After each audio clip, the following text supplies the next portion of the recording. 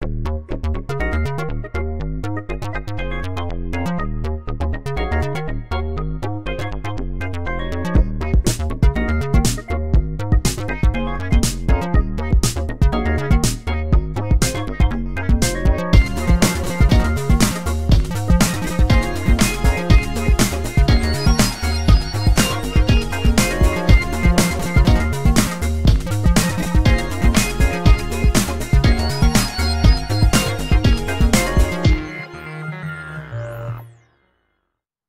queria dar as boas-vindas a todos, agradecer ao Alexandre por ter se predisposto a fazer essa apresentação para a gente. A nossa ideia é que a gente possa fazer uma apresentação e dê noções aí de uso desse instrumento que a gente escuta falar tanto. Muitos já experimentaram, outros nem tanto.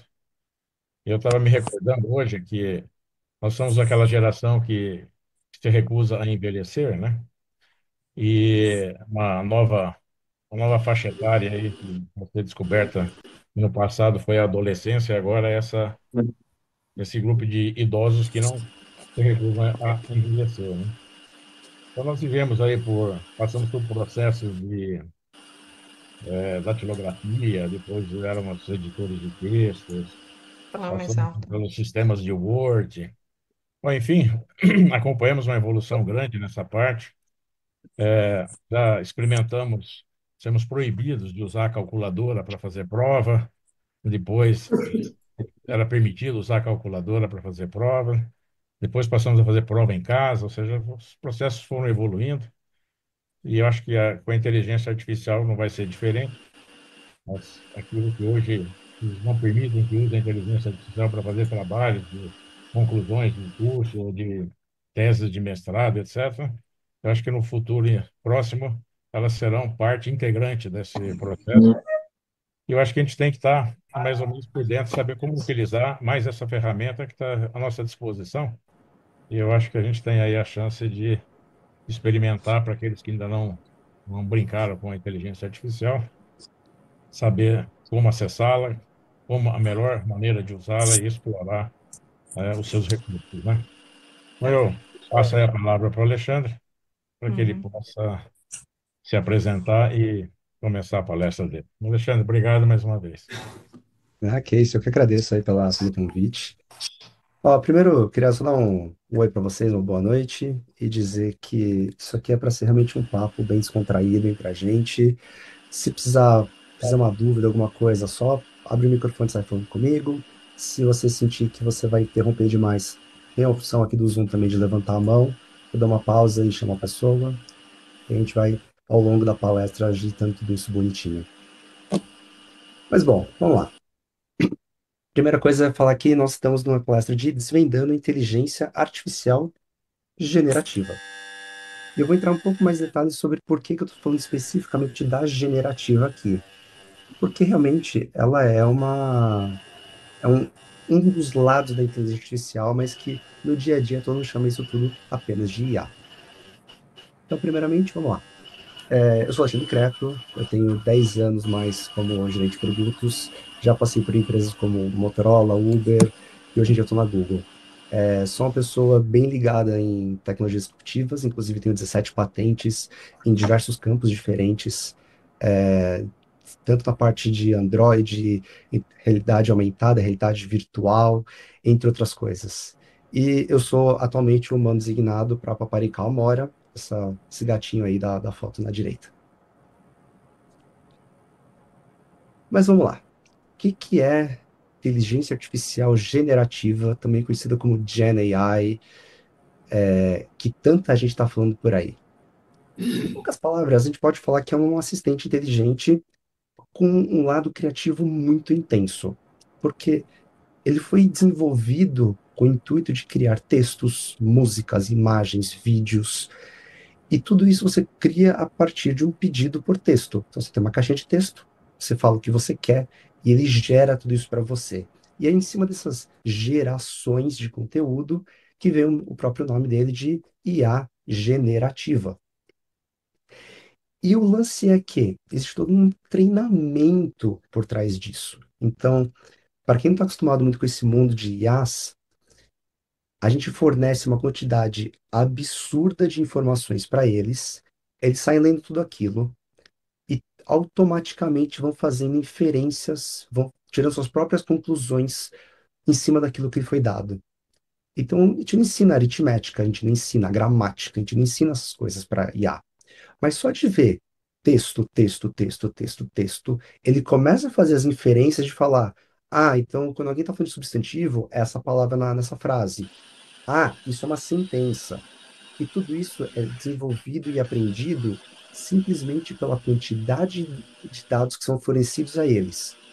Mas em nenhum momento a gente ensina regras, a gente não ensina conceitos básicos, a gente só joga informações até que eles, por conta própria, entendam como o mundo funciona. E aqui eu já vou falar um pouco sobre o que tem rolando, por exemplo, em manchetes. Todas essas brigas entre as grandes empresas de IA tem muito a ver com o fato de quanta informação as empresas estão conseguindo jogar para dentro e elas conseguirem reter essa informação e torná-la útil. Então, a grande corrida das empresas hoje em dia é basicamente essa: você ter o maior número de informações possíveis, úteis, baseado em sistema. Bom, então assim, hoje em dia vocês já estão usando isso aqui há um bom tempo, porque, por exemplo, todos os assistentes virtuais, Siri, Alexa, Google Assistant, todos eles já usam, não totalmente, mas em partes, um pouco de GenAI. Então, se vocês sentiram que nos últimos anos ficou muito mais fácil eles entenderem o que você está falando, já é um pouco desse uso. Criou-se uma espécie de modelo novo de entendimento da voz quando você vai lidar com, por exemplo, o que o celular tá pedindo, ou com a sua Alexa por aí. E não para por aí. O tradutor do Google, por exemplo, é um case sensacional disso, porque no começo ele focava muito no que cada palavra significava, depois teve um avanço que era de semântica. Hoje em dia, como eles têm uma quantidade absurda de informações, de textos por aí, ele consegue fazer traduções de frases inteiras, de terminologias inteiras. Ele consegue saber se o termo que está usando é um momento técnico, se é uma questão mais é, informal, e tudo isso baseado no contexto do que está sendo dito no texto inteiro. E isso só dá para fazer com GenAI hoje em dia. Além de todas as ferramentas de edição de texto, corretores ortográficos, filtros de fotos e vídeos, tudo isso é baseado em padrões. Mas bom, vamos falar um pouco mais sobre o que são esses assistentes criativos. E para já dar um exemplo para vocês, sim, Androids e iPhones já têm essa funcionalidade, no qual você pega uma foto e você diz para ele quem você quer remover da foto. E ele tira dela. Isso tudo é baseado em cima dessa criatividade que existe por trás da GenAI. Ó, aliás, depois dá uma olhada aí no celular de vocês, pede ajuda, não sei o que e tal. Tenho certeza que todo mundo aqui já tem isso no celular e muitos de vocês provavelmente nem sabiam disso. Tá, uma pergunta que eu recebo o tempo todo é: quais GenAI existem por aí? Bom, a Google tem o Gemini, OpenAI tem o ChatGPT, e esses dois são provavelmente alguns dos mais famosos por aí. A Microsoft tem o Copilot, que é aquele botão coloridinho que fica aparecendo no computador de vocês, que vocês talvez tenham se irritado já um monte com isso. A Meta, antiga Facebook, tem o Zuliyama, nome curioso para que eles deram para isso aqui, que é inclusive a AI que aparece no WhatsApp. Então vocês podem pedir para o WhatsApp gerar imagens, gerar textos para vocês. Pode pedir para ele fazer sei lá, um poema de feliz aniversário para o seu colega. Dessas três, a Liam é com certeza a mais fraquinha no momento, mas ela já está disponível e presente aí para vocês. A Anthropic tem o Claude, o X, para quem chama ele de X hoje em dia, que é o antigo Twitter, tem o Grok. A DeepSeek recentemente virou um pouco de manchete, porque eles alegaram que eles conseguiram fazer uma coisa maravilhosa de precisão, gastando pouquíssimos milhões de dólares. Não foi bem verdade no final das contas, mas ganharam notoriedade por isso. E muitas mais. Essas são apenas algumas das que vocês mais vão encontrar por aí, mas a realidade é que existem centenas, milhares delas, porque algumas são muito pequenininhas ou muito específicas, ou simplesmente não são fornecidas com o nome desse jeito. Quer ver um exemplo? Eu falei sobre a foto aqui atrás, né? A Google chama isso de Magic Eraser, mas é o nome da funcionalidade. Não é necessariamente o modelo que está rodando por trás disso que remove as pessoas da foto. A gente poderia assumir que é o Gemini, mas normalmente quando se fala de Gemini, é o assistente que aparece no celular Android e no computador. Então, assim, existem tamanhos diferentes, propósitos diferentes, e tudo isso ainda é chamado de GenAI.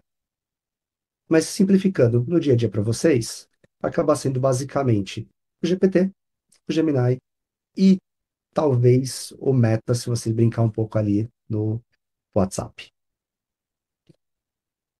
E bom, já comecei a falar sobre isso, então vamos falar sobre como é que a gente usa essa GenAI. Bom, o jeito mais comum das pessoas no mundo corporativo é via navegador no computador delas. Então, elas abrem o site, pode ser o gemini.google.com ou chatgpt.openai.com, por aí vai, ou baixar no aplicativo delas. Então, por exemplo, mesmo quem está no iPhone pode baixar o aplicativo do Gemini. Quem tem o Android, ele já está cadastrado automaticamente como o assistente do celular. Mas, como eu estava dizendo, vocês podem baixar os apps, vocês podem brincar com eles, seja no computador, seja no celular. E eu não quero mencionar muito a Alexa nesse momento, porque ela está bem para trás desse mundo de GenAI, mas ela é um assistente que o pessoal costuma ter em casa também. Ela só está bem para trás desse mundo generativo, criativo das coisas.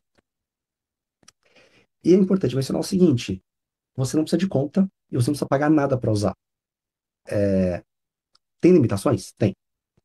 Primeira coisa que você ganha ao ter uma conta cadastrada nesses sistemas é o histórico. Você pode voltar, você vê o que você já pediu, o que que ele já respondeu para você em outros momentos.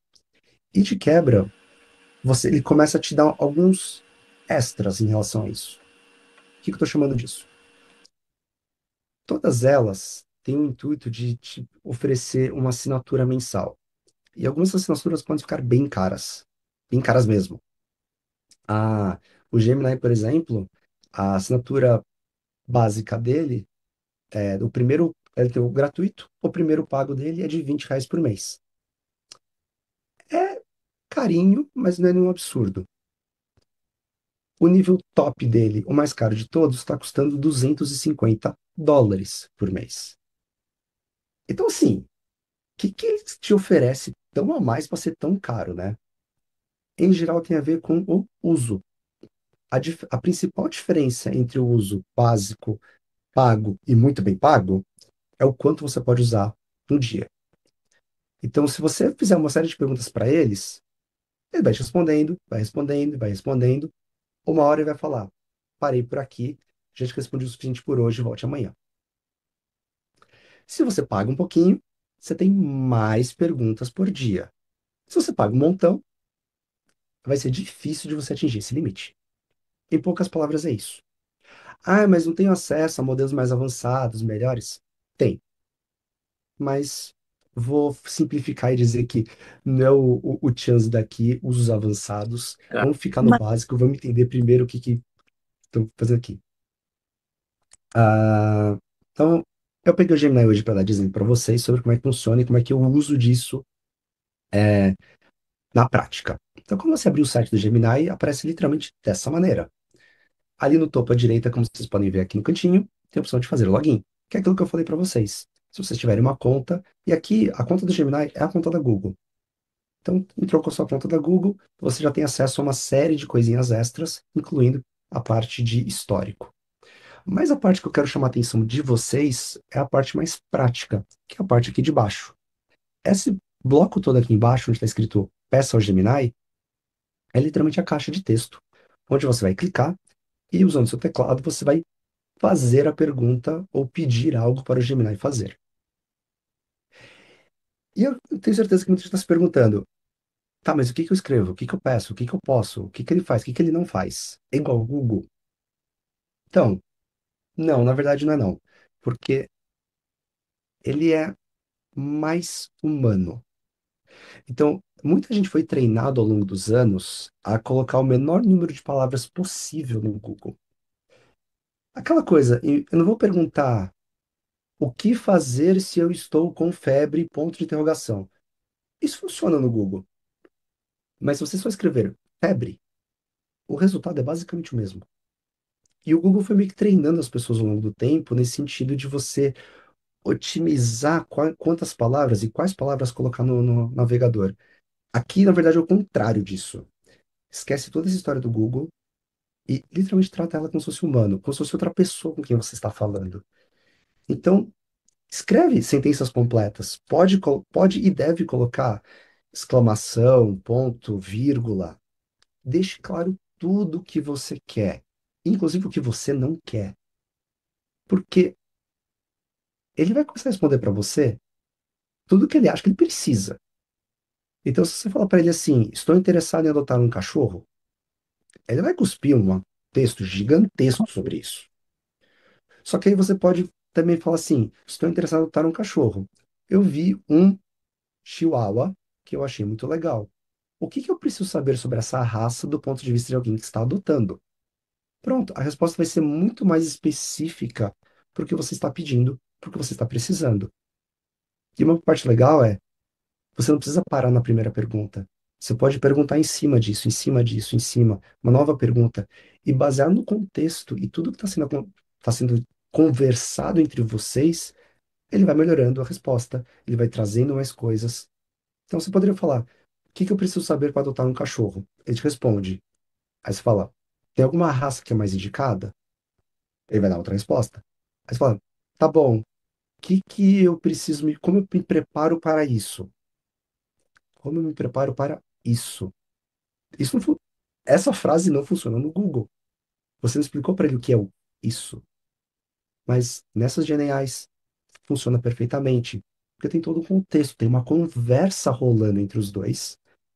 E é aí que faz funcionar. E aí pode ser literalmente qualquer coisa. Você pode perguntar sobre o mundo, sobre pessoas. Você pode pedir como é que eu faço para fazer tal coisa. Você pode perguntar literalmente qualquer coisa e vai ter uma resposta sobre isso.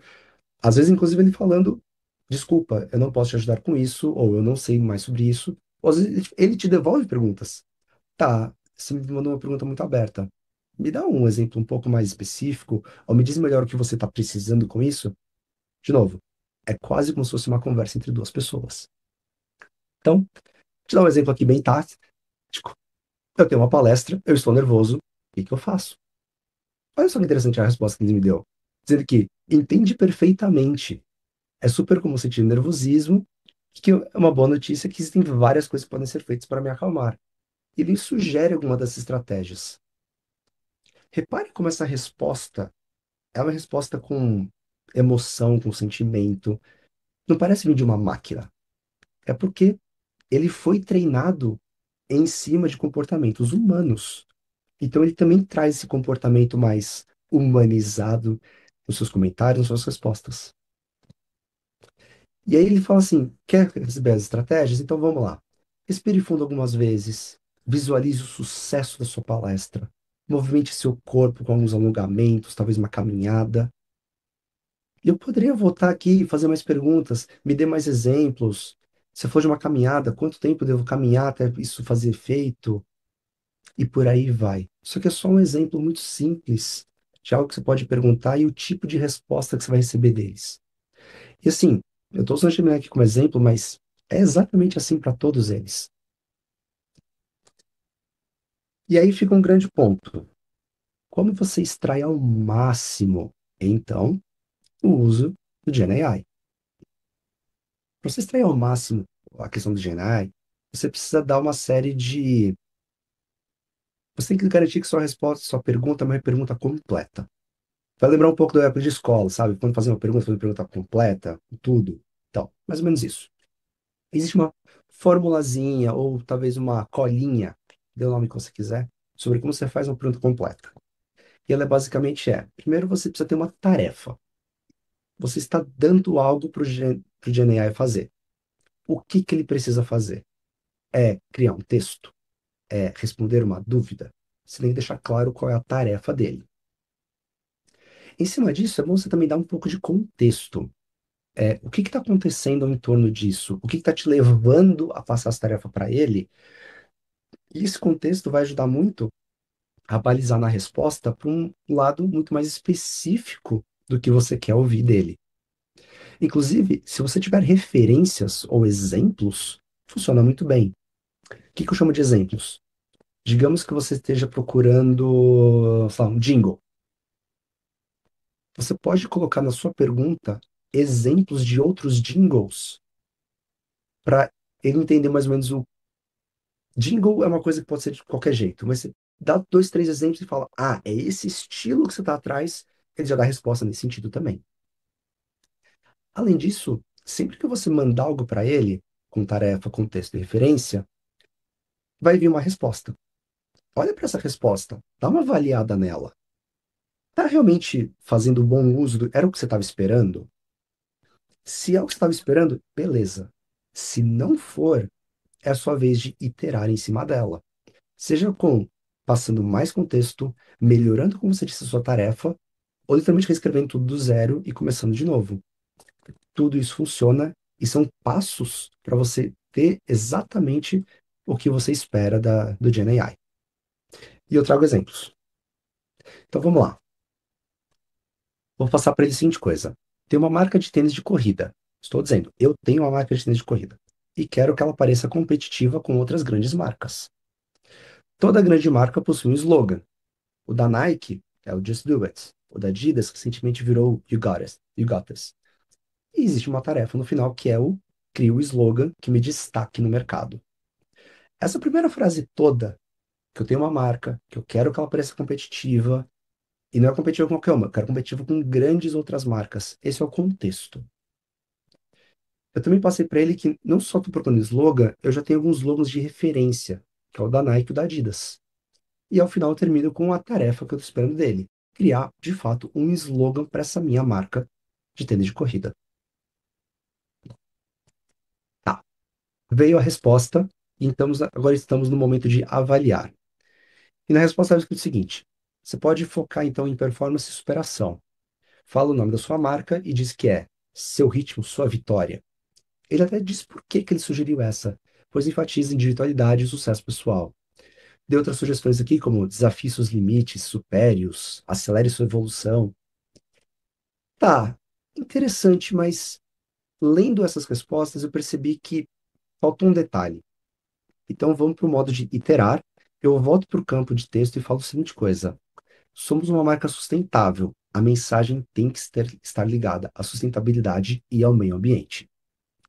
Eu esqueci de falar isso no começo, mas ao passar essa informação agora para ele, ele refaz e traz performance que respeita o amanhã. Fica até bonito assim, né? Interessante. E esse é o tipo de coisa que você tem que prestar atenção. Sempre coloque. Você nem sempre vai ter uma referência para colocar, mas ajuda. Mas se der o trabalho de sempre ter a tarefa e o contexto para você melhorar muito a resposta. E lembre-se, tendo o contexto, referência e tarefa, avalie a resposta e veja se você precisa fazer algum ajuste ou alguma coisa para melhorar ainda mais o que você vai receber dele, ou às vezes só precisa de um passo subsequente disso. Por exemplo, isso aqui é a parte que eu já reiterei com vocês. Como que você pode, então, se comunicar com a GenAI? Seja claro e específico, mesmo. Evite ambiguidades. E a ideia de você usar contexto ajuda muito nesse aspecto. Você deixa muito mais claro o que você espera, o que você quer, etc e tal.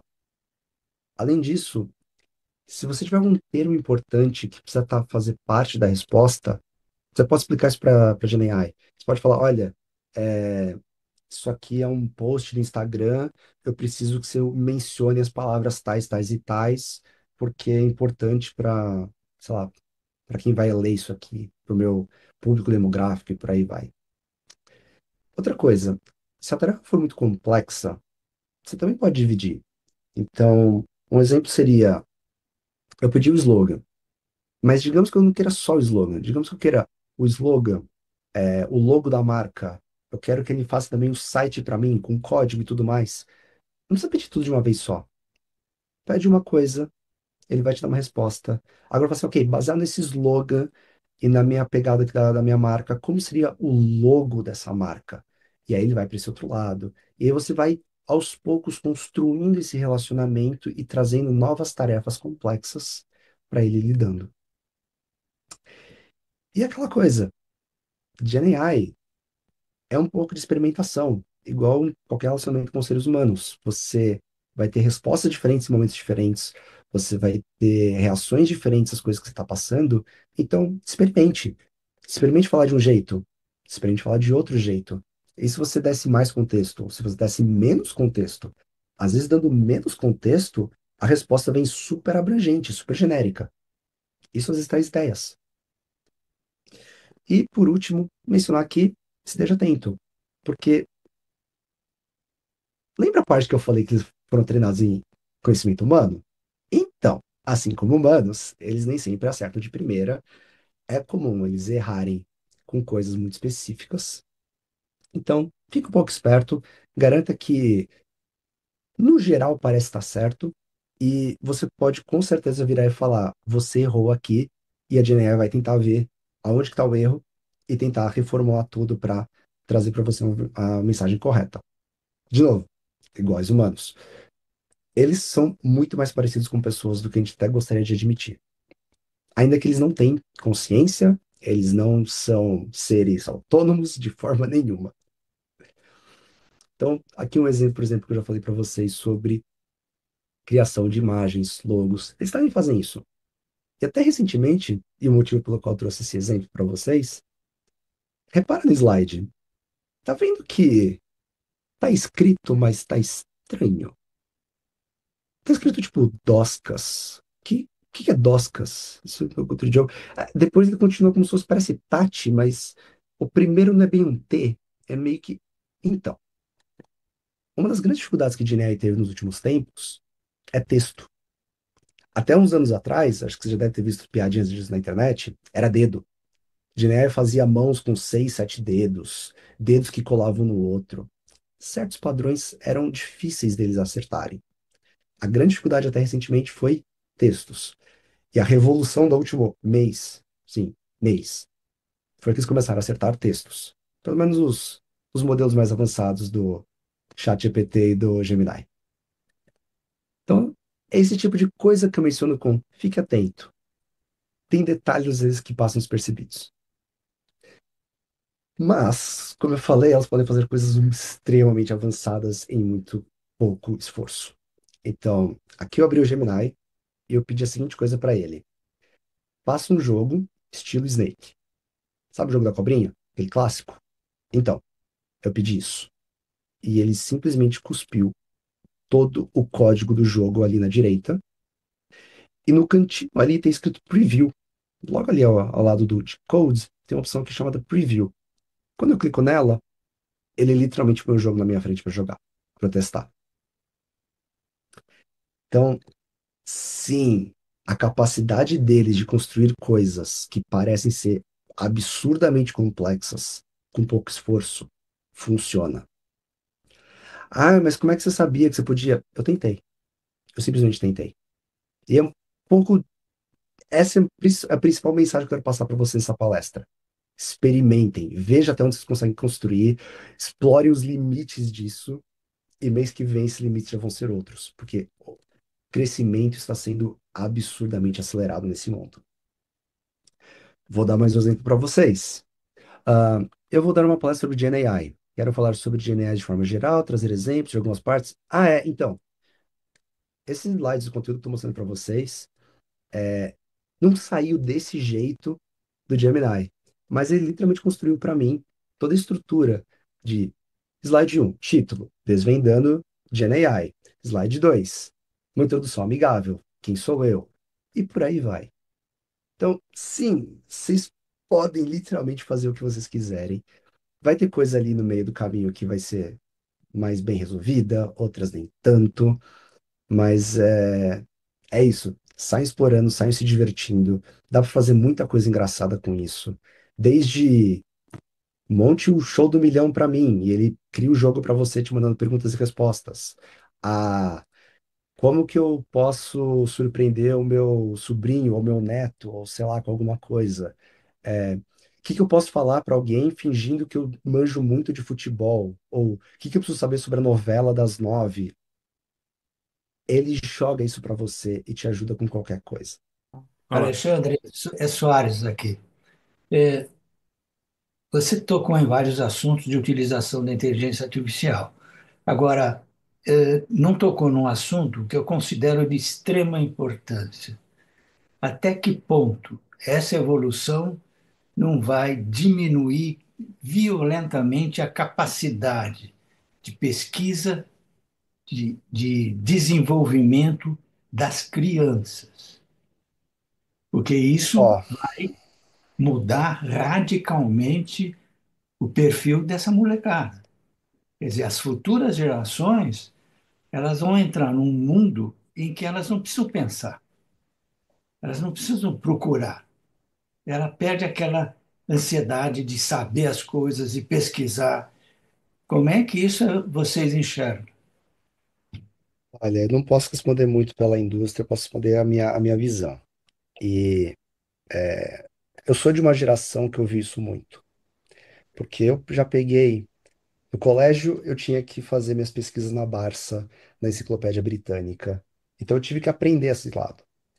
Mas uma vez que eu. Vou até tirar aqui o compartilhamento por hora que não tem necessidade. Mas uma vez que começou a surgir internet, Wikipedia, entre outros, eu comecei a ouvir muito isso, de que eu sou de uma geração que todas as respostas estão um celular de distância. Você só joga no Google, já está lá. Por que aprender? Por que desenvolver? Por que se preocupar com isso? E eu posso confiantemente falar para você que na prática não foi bem isso que aconteceu. Talvez pelo tanto que a gente teve marretar na nossa cabeça que não confie em tudo que está escrito na Wikipedia. Tá bom, mas eu não acho que foi exatamente isso que fez a diferença. O que fez a diferença foi a questão de que a gente começou a ter acesso a muito mais pontos de vista diferentes. Então, eu ia para a Barça, estava escrito na Barça, aquela era a minha verdade.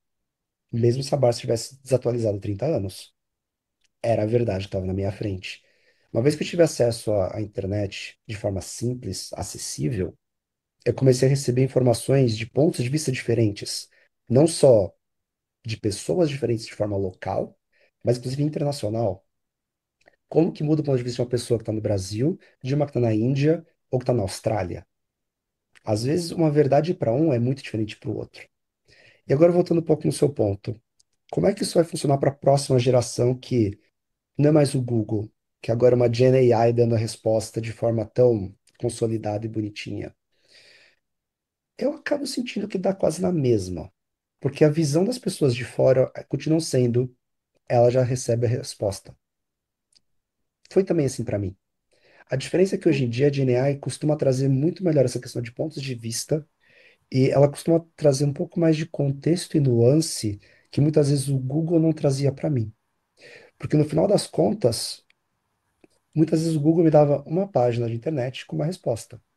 E a GenAI já simplifica isso, trazendo vários pontos de vista em uma única resposta. E uma resposta que eu posso indagar em cima, questionar, pedir fontes, referências. Então, acho que no geral, na prática, você perde menos tempo descobrindo as coisas e você gasta mais tempo trabalhando em cima das respostas para melhor compreendê-las. Um grande exemplo disso é um dos modos avançados do Gemini é o de pesquisa avançada. Ele automaticamente seleciona, sei lá, centenas de artigos científicos para ler antes de dar resposta, e na hora de dar resposta, ele já traz todas as referências bibliográficas embaixo, caso você questione algumas das coisas que estejam ali. Então, acho que é um exemplo um pouco mais prático de como você diminui o tempo de pesquisa, mas não necessariamente a qualidade da resposta. Mas, de novo, vamos ver qual é que vai ser o futuro, porque é uma ferramenta. Dá para ser bem usada, dá para ser mal usada.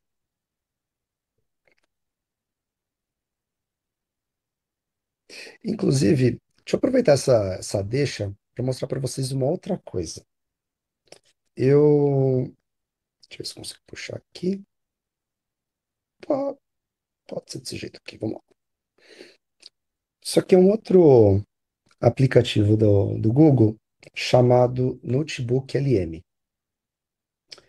E a diferença dele para o Gemini é que no Gemini você pergunta as coisas e, baseado no conhecimento dele, ele te responde.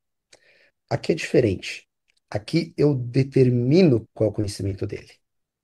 Então, como é que eu vou fazer isso? Eu achei um monte de lei chata pra burro de ler, que eu não tô afim de saber, e jogo aqui na esquerda. São as fontes do sistema. Tem cartilha, tem um monte de coisa aqui que são textos enormes, difíceis de entender, difícil até de compreender, de absorver. Só que isso aqui acabou de virar o conhecimento dele. E agora, aqui nesse meio aqui, ó, fica igual a Gemini a opção de fazer qualquer perguntas em cima desse conteúdo.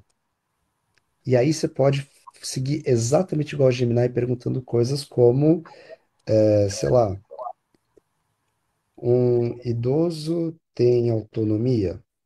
Pergunta meio genérica de qualquer jeito, mas vamos lá. E a parte interessante daqui é que, como eu dei uma série de conteúdos para ele entender, a resposta dele não é simplesmente um sim ou não com um pouco de contexto. Ele diz que tem sim direito à autonomia, tal, tal, tal, tal, tal, conforme estabelecido nas fontes. E ele me diz em quais fontes, em qual momento do texto está escrito isso. Aqui mais para baixo, ele fala, por exemplo, o Estatuto da Pessoa Idosa assegura liberdade, dignidade, e em qual parte do texto isso aqui está escrito. Então, é uma forma diferente você usar o GenAI, em que você fornece os dados para ele e ele te dá essa resposta baseado no que você jogou ali. E uma coisa que eu queria mostrar para vocês, que eu acho simplesmente fantástico, eu só não sei se tá indo áudio para vocês. Vamos fazer um teste rápido aqui, vocês me falam se tá indo áudio. Vocês ouviram alguma coisa? Ainda Não. não. Não. Droga. Então tá. Existe uma chance de eu não estar com essa opção habilitada para poder fazer isso. Ah, tá, eu não vou tentar resolver isso de bate-pronto, mas o que que é? Aqui na direita existe um podcast. É literalmente um áudio que você escuta em que ele resume todas essas fontes que eu passei para ele. E a parte mais louca é que ele é criado 100% de forma automática. É sempre um homem e uma mulher debatendo o assunto sobre qualquer coisa que você colocar. E se você colocar mais informações ali na esquerda, trazer. Você pode estar pedindo para ele assim: descubra novas fontes que devem ser adicionadas ali. Ele vai lá, adiciona tudo, gera um novo podcast e você pode depois fazer perguntas em cima disso. Esse aqui é o Notebook LM. De novo, gratuito. Recomendo fortemente brincar com isso daqui. É super interessante. Eu vou tentar ver aqui se eu consigo. Ele não me dá a opção aqui de passar o áudio para vocês, infelizmente. Mas é só entrar lá, pesquisar por Notebook LM. Vou jogar aqui no chat para vocês verem. Aí vocês podem criar o próprio de vocês, com qualquer conteúdo, com qualquer texto, com qualquer PDF, qualquer site. E aí vocês vão ver a magia linda que é esse negócio. Porque muitas vezes a gente imagina um contrato, um negócio enorme, em, em texto, termos legais, coisas que às vezes é difícil de absorver. Você joga lá, você pode perguntar como se fosse a pessoa mais leiga do mundo. Esse contrato aqui de aluguel, eu posso ter cachorro lá? Ele vai te dar o sim ou não. Até que horas eu posso fazer tal coisa? Qual é a taxa de aumento de aluguel ano a ano? Ele te responde tudo isso baseado nos textos que você for jogando na esquerda. Que pena, eu queria ter mostrado para vocês isso, acho que teria sido um demo interessante. Você não consegue ter isso no seu celular e Boa, ligar. boa ideia. Deixa eu pegar lá. Carreguei aqui o áudio, dá para mostrar para vocês aqui a parte do podcast que eu tinha mencionado para vocês. Lembrando, isso aqui é um robô, gente. Isso aqui é um robô. Dá uma olhada mais a fundo no conjunto de leis que protegem as pessoas idosas aqui no Brasil. Temos a Constituição, claro, o Estatuto da Pessoa Idosa e também algumas políticas nacionais importantes, sabe? Como a de saúde. Vou jogar um pouco mais para A ideia é frente. destrinchar o que essas garantias. Aliás, um detalhe interessante, teve uma atualização recente, né?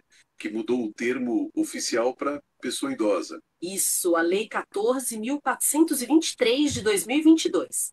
Parece um detalhe, mas reflete uma busca por mais respeito na própria linguagem que a gente usa. O estatuto vale para quem tem 60 Com gírias, trejeitos. Deu para ouvir bem aí do lado de vocês? Sim. Sim.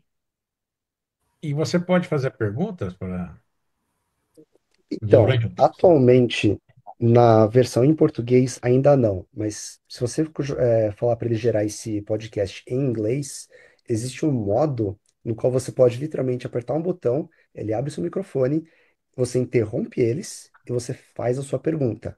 E aí, ao vivo, eles respondem a sua pergunta ali, como se fossem radialistas. Literalmente falam assim: opa, temos um locutor, só um segundinho aí. Aí eles abrem para você, você faz sua pergunta. Essa pergunta é muito interessante. Tô querendo saber mais sobre tal coisa. E aí vão responder para você. É fantástico, né? Tá bom. Alexandre, qual é o alcance dessas pesquisas que ele faz? Se fizer uma coisa mais técnica, ele vai procurar no Japão, na China e tudo que é idiomas lá e vai trazer um resumo para mim? Ou ele vai pegar sempre na região que está meu computador, minha localizada? Olha, depende um pouco de qual você está usando. Se você for abrir um GPT, um Gemini da vida simples, ele pega o mundo inteiro, não importa o quê. É aí que às vezes é importante a parte do contexto.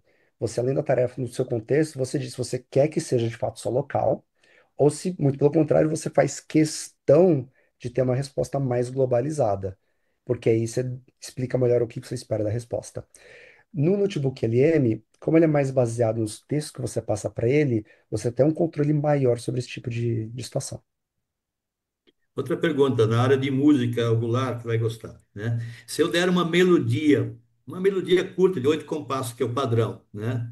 Eu falo para ela, agora você pega essa melodia, faz um arranjo para violinos, para trompete, para fagote, o boé, ele faz. Faz. Inclusive, semana passada teve o grande evento de anúncios de produtos da Google, e um dos produtos que eles anunciaram foi o Google Lyria, em que você literalmente só descreve a música que você quer e ele faz ela para você. E em conjunto com o gerador de vídeos deles, eles já conseguem fazer trailers e filmes com diálogos, efeitos sonoros e trilha sonora de fundo, tudo de forma automática. É bizarro. Dizer que o Mozart vai morrer. Olha, tem gente. Bom, isso já não é nem novo, né? Mas no passado eu já vi vários usos de IA, no qual eles entregavam toda a coletânea de músicas de um determinado artista que morreu sem ter terminado uma obra e falaram assim: como que ele teria terminado essa obra? E teve uma saída. Foi o Hacking de Mozart que ele morreu na metade? Eu não lembro qual que Foi, é. foi, O foi. REC de Moça não houve tema, foi na metade. Ele tem algumas versões. Eu estou querendo ver agora a versão do IA, viu?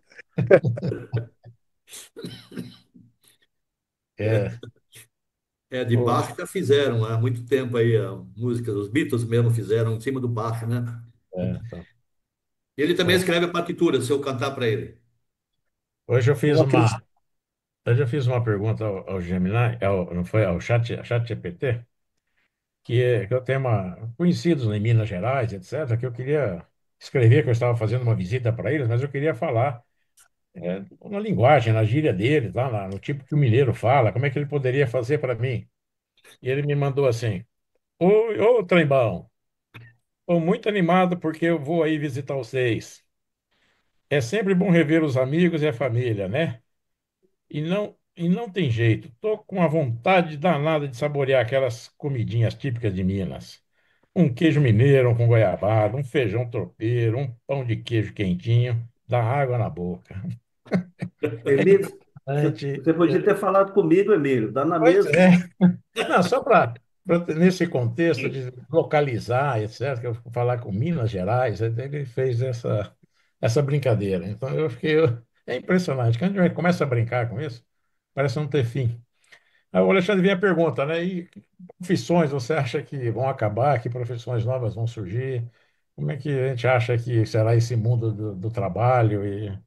Porque está mudando tudo, né? Se a gente começar a usar isso nas empresas, como é que funciona? Como é que a gente usa isso? Como será Eu, o. recentemente eu ouvi uma frase que eu achei muito boa. Tinha gente que achava que a IA ia roubar o emprego deles. E outra pessoa chega e fala: não, não, não, não. Quem vai perder emprego vai perder para outra pessoa que essa em sim sabe usar IA. Eu acho que é meio que por aí que vai a coisa.